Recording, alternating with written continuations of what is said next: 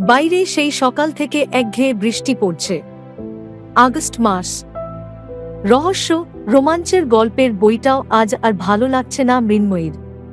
বুকমার্কটা গুঁজে রেখে বইটা পাশে সরিয়ে দেয় সে। অন্ধকার ঘরের জানলার ধারে এসে বসে পড়ে।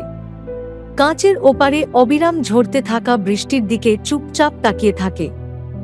বৃষ্টিতে তার মনটা বড্ড ভারী হয়ে যায়, মেঘের মতো। তবু জানলায় বসে বৃষ্টি দেখতে সে ভালোবাসে। হঠাৎ করে টুং করে ফোনটা বেজে ওঠে। একটু চমকে গিয়ে সে স্ক্রিনের দিকে তাকায়। ইনবক্সে একটা মেসেজ। কেশব। সেই অপ্রত্যাশিত জন্মদিনের শুভেচ্ছার পর আর কোনো কথা হয়নি তাদের। কিছুদিন আগে হঠাৎ করেই ফেসবুকে ফ্রেন্ড রিকোয়েস্ট পাঠিয়েছিল কেশব। না নিলে কেমন যেন খারাপ দেখায়, এই ভেবেই মৃন্ময়ী অ্যাকসেপ্ট করেছিল। হাই, কি খবর?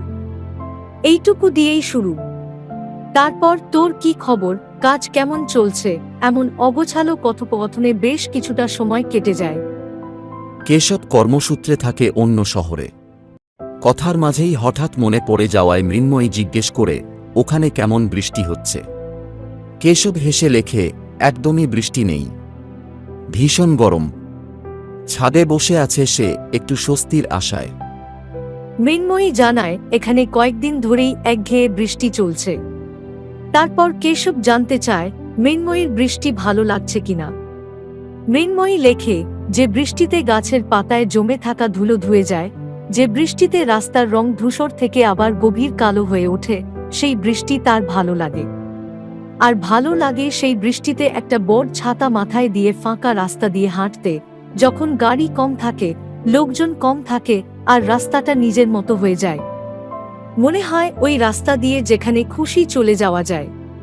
এই কথাগুলো পরে কেশব লেখে, তাহলে তো চেরাপুঞ্জি তোর খুব ভালো লাগবে। মৃন্ময়ী বলে, অবশ্যই। তার খুব ঘুরতে যেতে ইচ্ছে করে, পৃথিবীর কোনায় কোনায়।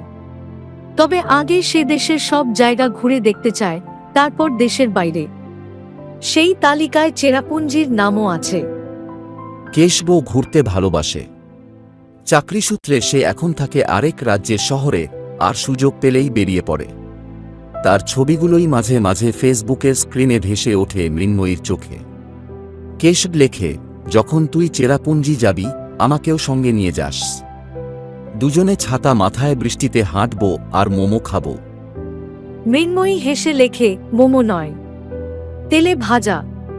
বৃষ্টিতে তেলে ভাজা না হলে ঠিক জমে না। কেশব লেখে, তাহলে আমি মোমো খাব আর তুই তেলে ভাজা। এইভাবেই দুজন ভেসে যায় চেরাপুঞ্জি বেড়াতে যাওয়ার পরিকল্পনায়, এক আজগুবি কল্পনার ভিতর, এটা জেনেই যে এই কল্পনার কোনো ঠিকানা নেই। তবু এই মুহূর্তে চেরাপুঞ্জি আর মৃন্ময়ীর কাছে অতটা অসম্ভব মনে হয় না। তার মনে হয় শুধু কল্পনায় নয়, একদিন সত্যিই সে যাবে চেরাপুঞ্জি, আর তারপর আরও অনেক অনেক জায়গায়।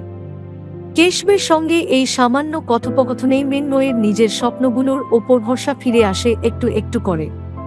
কেশবের বলা সাধারণ কথাগুলোর মাঝেই যেন লুকিয়ে থাকে একরকম নিশ্চয়তা।